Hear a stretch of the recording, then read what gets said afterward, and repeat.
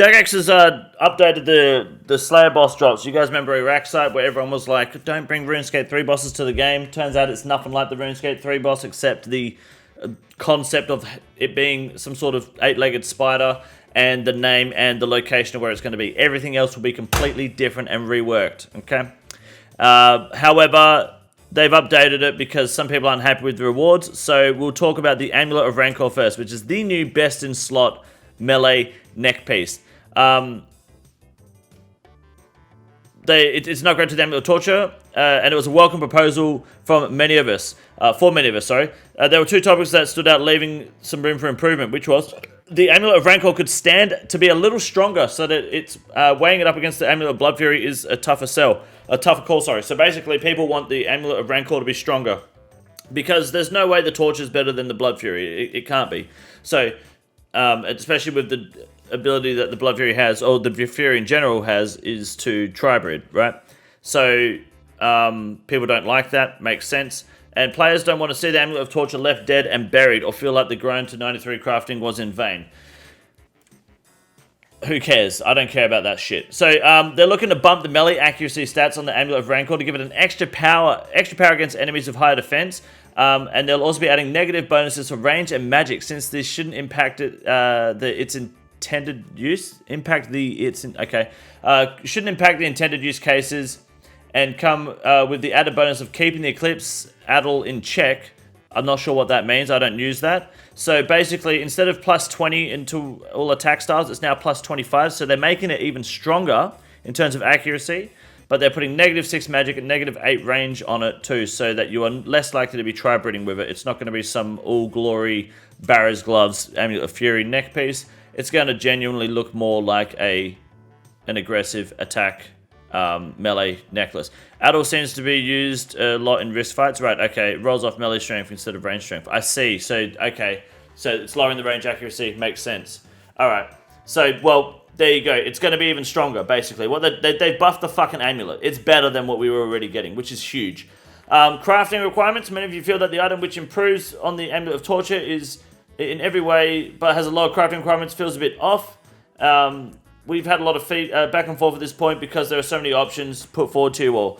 Saw a handful of suggestions for lowering the Amulet of Torture's crafting requirement to make some room for the Amulet of Rancor. I mean, sure. While we're not opposed to this principle, we don't believe that lowering or shifting the requirements, sorry, I'll scroll up a bit, to make room for one specific piece of content is a viable long-term solution. Absolutely right. This doesn't rule out the potential for us to perhaps rebalance requirements in the future as a more far-reaching and dedicated project. But at this time, we're not wanting to set a precedent for doing this on a case-by-case basis for specific rewards. Totally fine. We'll still be good for raids, as you usually bring in Anguish and Nicole anyway. Well, yeah, if you bring a Torture, you're just going to bring this over the Torture. It's not going to make a difference at all. It's just going to be better. I reckon this will be polled and released by the subathon. I think it should be released by the subathon. They're going to poll this next week, I believe. I think they said the 1st of July. This should be in the game August, easily. I don't see why not. In this case, we believe that the simplest path forward is to make the associated untradeable Araxxor drop attached to the Torture to create a tradable Amulet of Rancor. This attachment process requires crafting levels somewhere in the 80s, meaning the main accounts will need a crafting requirement to effectively sell the drop. Irons will still need to require a Torture for in the first place. So what you're saying is, what this means is I have to go back to fucking Black Demons and get 2 Zenites instead of 1. Because I don't have my Torment yet either, my bracelets. I was going to skip that. Such a bad idea. Why would they do that? Because people have a sense of, players have a sense of entitlement, and I guess, I don't know what the word is. They feel somewhat nostalgic to their grind, and they feel like, you know, yes, it doesn't make sense in a progression gear to level basis, but the logic was it's a lower crafting level because it's not such a delicate gem that you're using to make it. At the end of the day, I don't care. Like, I'll get the crafting level, I'll get the amulet as intended, right? But yeah, that sucks. Now I've got to go get 2 fucking Zenites, but it is what it is. Main accounts, it still makes 0 difference. It's likely main accounts that had a problem with this. So yeah, Iron Man will still have to get the Amulets of Torture, which is fair enough. Back to plan A, I guess. People cry if anything benefits Iron Man. Absolutely. Want to be clear, we don't think upgradable and componentscape should be the approach we take to every upgrade. Sometimes we just want to offer up items that are outright better than an existing item, which is what they did originally. In this specific instance, the Amulet of Torch's whopping crafting level requirement makes this trickier to do in a way that makes sense for players, but we want to reiterate that this isn't the approach we're going to. Why don't they just make it a smithing amulet instead? Make it an amulet you got a smith. You have to use the anvil and a hammer to smith it on the anvil. Why not just do that instead? Then you don't have a crafting argument, and then Bob's your fucking uncle. My friend was complaining and saying this Ami ruins the gear progression. He's a PvPer. Does that make sense? No. I just see pure dubs on the necklace, but I could be stupid as fuck. Nah, your friend's stupid. Crafting is for women. True. Anyways, Noxious Halberd changes. Halberd, that's viable as a main hand weapon after all these years. That's true. Okay, so what do we got here? The first of its kind. Is this extra range? Yeah, we know all this information. We're adjusting the special attack as follows. Okay, here we go. So it's a 50% special attack now instead of 60. Increases your minimum hit on your next attack with the Noxious Halberd by however much you were poisoned for. Meaning if you were about to be dealt 16 damage by poison, using a special attack would cure you, and your next hit would roll between 16 and your max hit. Okay, that's not too bad. I don't want to train crafting. Yeah, it kind of sucks, doesn't it? You got 80-something crafting, don't you, Nate? 99 rune crafting could be a requirement to make it the amulet. Fuck that. That seems like a better spec. I like that more because I feel like trying to calculate how much damage and accuracy you're going to get in your with it was just way too complicated. You have 78. Just AFK blow glass, dude. You'd be sweet. I don't mind that. Shit, it still cures you, right? Cures you of poison / venom, and deals what you're about to be dealt with. So you could stack up venom pretty hard, but what venoms you? I mean, it could work on. Is it a guaranteed hit? That's the question. It must be a guaranteed hit, right? You would hit. Your next hit would roll between 16 and your maximum. So, I mean, you could stack up Venom on, like, Vorkaf, but it wouldn't be worth the spec. Where do you get Venom where you would use it, though? This could slap up Vorkaf. It wouldn't be worth it, because you've got to sit there and let that shit build up. Unless you let Vorkaf Venom you, and then you use it on the next kill. Is this a top weapon? No, it's not a top weapon. No, people are saying it's a top weapon because you can stand one square back from Verzik, and then you're fine. You still have to learn to move. You're still going to have to move.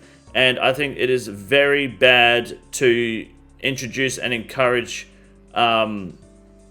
teaching that to people. You can pop the purples. You can pop the purples wearing a fucking SERP with anything. Right? You can just wear a SERP helm and it's the same as putting this on, except you can just wear the SERP helm for the whole raid. I think it's bad practice to learn Tob with this. And you're going to find more success with like a Blade of Saldor or a Sorry or a Scythe easily than this. So, I wouldn't encourage Tob with this. I think that's a bad idea.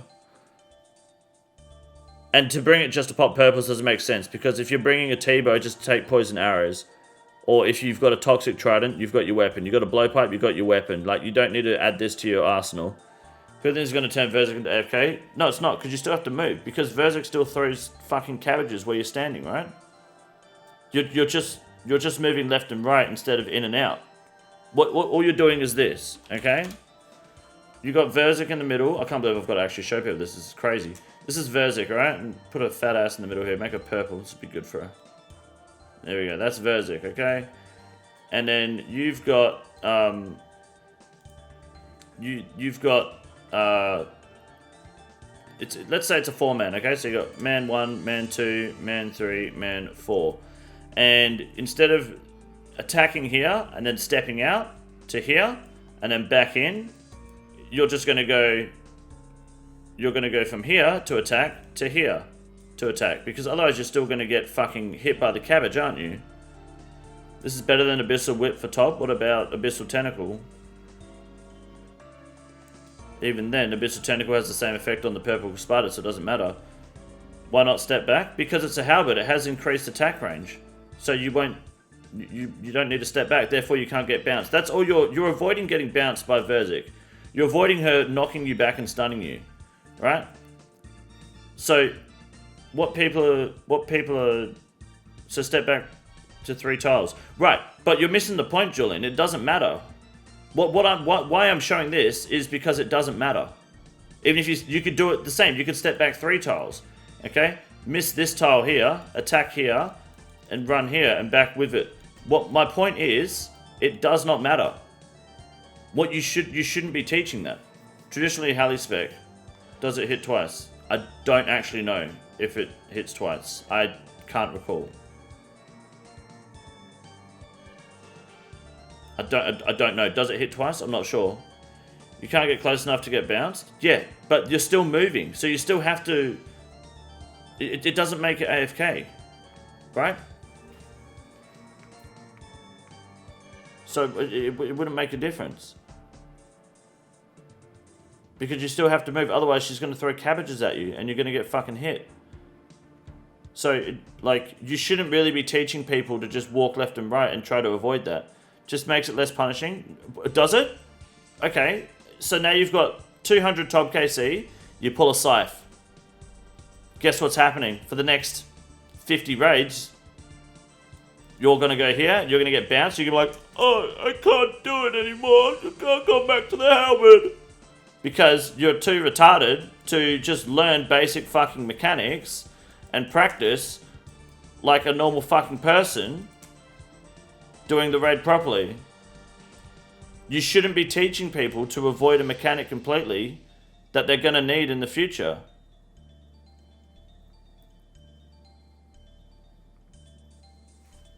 Stop playing stupid cunt, no bounce is huge. Sure, no bounce is huge, but guess what's even more huge? Using a scythe. Using the Sorryper axe. So how am I playing stupid? I'm saying you shouldn't teach people that. You still need to learn 5-tick versus 4-tick either way. Exactly. This is a 5-tick weapon. 2-handed 5-tick weapon with an attack range of 2. Saying no bounce is huge is dumb. Because it's even more huge to learn to not get bounced in general. It's going to happen when switching from scythe to a whip too, isn't it? No, it's not.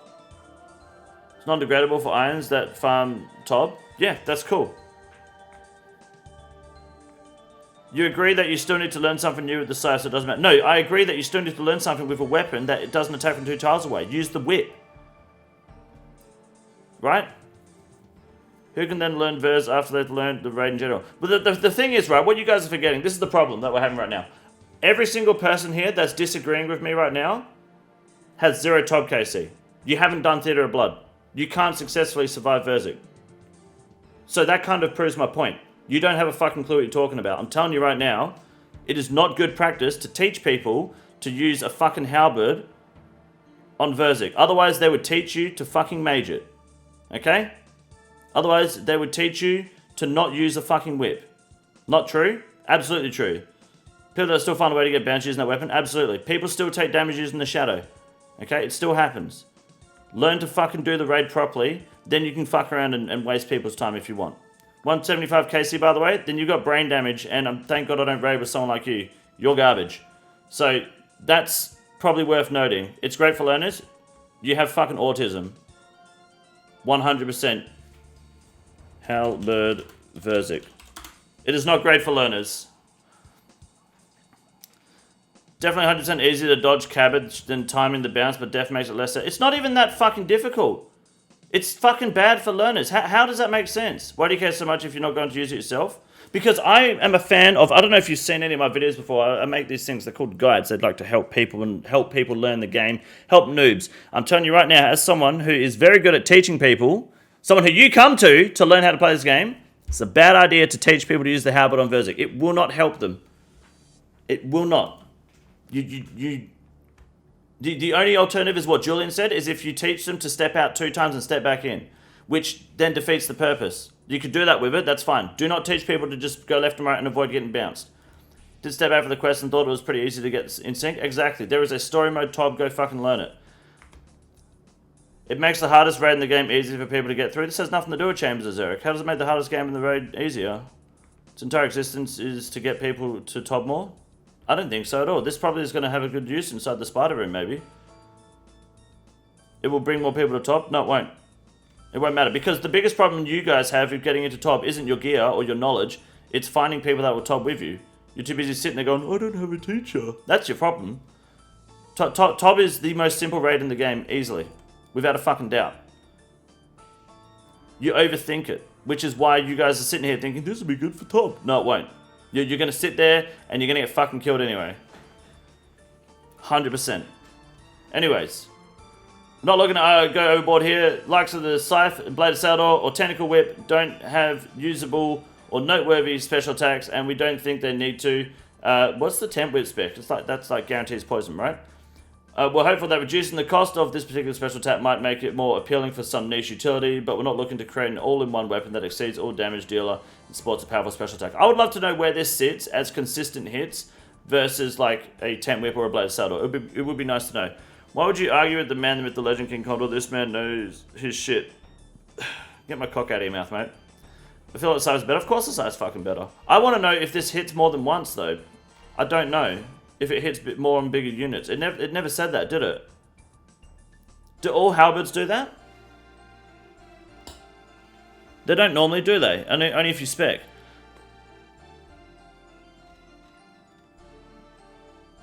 I don't think it will, right? Because the other halberd, like all halberds don't, no, they don't. Only specs do. Yeah, right. Anyways, 4 tickets free once you get it, and there's a sim for figuring out timing if you're too lazy to learn entry mode. It's just, yeah, people are looking at this in the wrong fucking way completely. What's up, Cheese? Good morning, dude. Aranea boots. No, you guys are right. The halberd only hits once, because even like fucking Crab the Gauntlet, it hits once, doesn't it? Let's look at the boots. What have they changed? These webbed up walkers are were largely intended to be a thematic addition to the loot table that would make huge waves in the later stages of your journey as a player. Okay, so they're dead content. Good to know. That said, many of you wanted to see them get a bit of a boost, so we're giving it a +2 strength bonus. So these are now going to be on par with... These are actually going to be big for the fucking wilderness. Way bigger than they just were. They're pretty much dragon boots now, in terms of strength bonus, with some mage and range accuracy additions, and...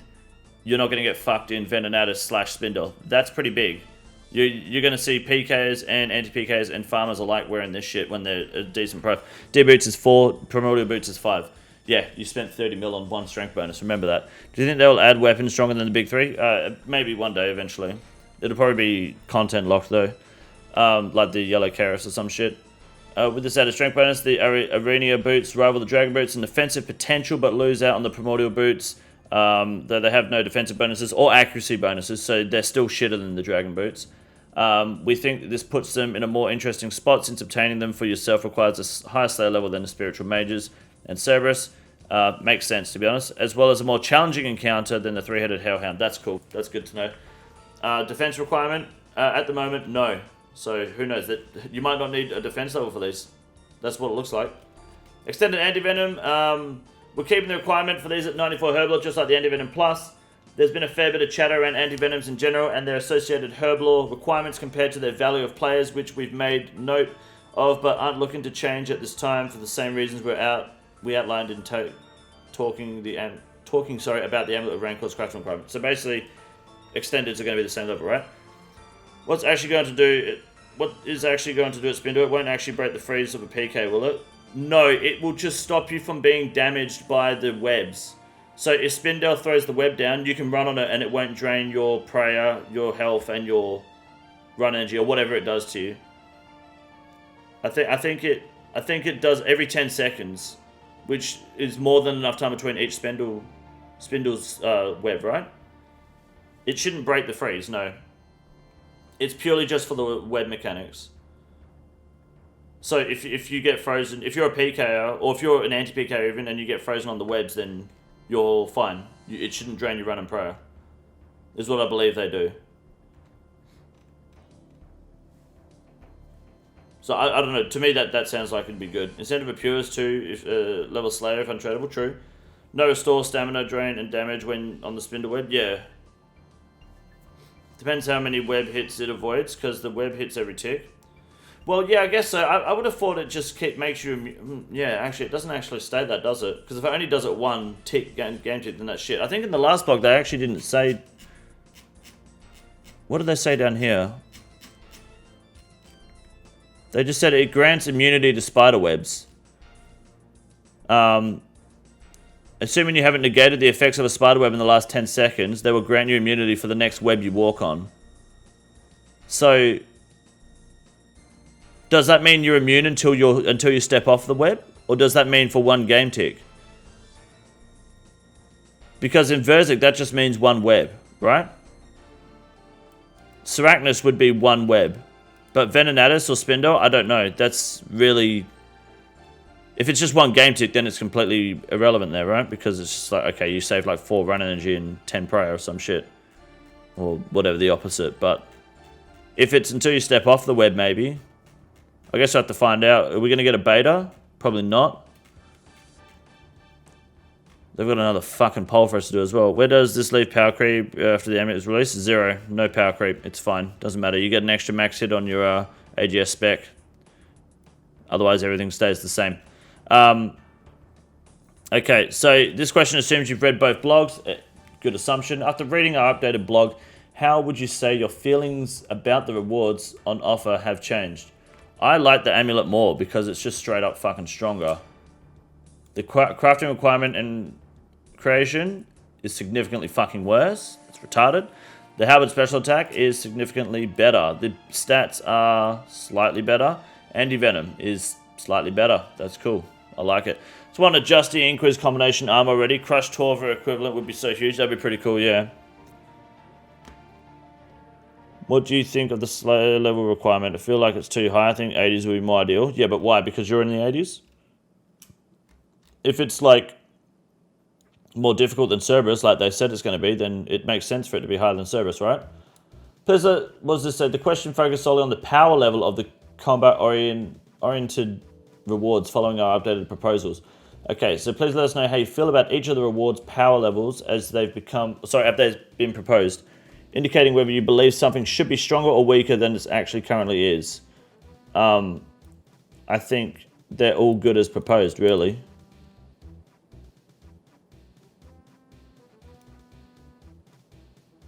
Yeah, why not? Like, I'm never going to use those fucking boots unless they actually do help at Spindle. The Halberd, I don't imagine I'd use. The Amulet, I'm going to fucking wrap around my neck like a noose, dude. 100%. Having seen our updated proposals, how do you feel about them overall when comparing them to the initial proposal? I prefer the updated proposals. Sure, absolutely. How are you satisfied with the rewards after proposing for... Yeah, they're fucking fine. I'm satisfied. Hurry up and give me a poll. Give me the content. Stop fucking around. We got like another month still before this comes to the game. At least. Easily. Which is sad to hear, but it is what it is. No Slayer is fine with the lower crafting. The upgrade scape is trash though. Yeah, well, I mean, it's a better amulet. Like, that's all this is bringing us. A new fucking best in slot amulet, which looks fucking great. Like, I see absolutely... I say this is an absolute win. To be honest. Fluff Muffin, what's up, dude? How you doing? Looking forward to it. Let's do some more content. This is the easiest room in the raid. It's quite simple. You got a big boy. Look at him. God damn. Fuck me. Look at that boy. It's huge. You got a big boy.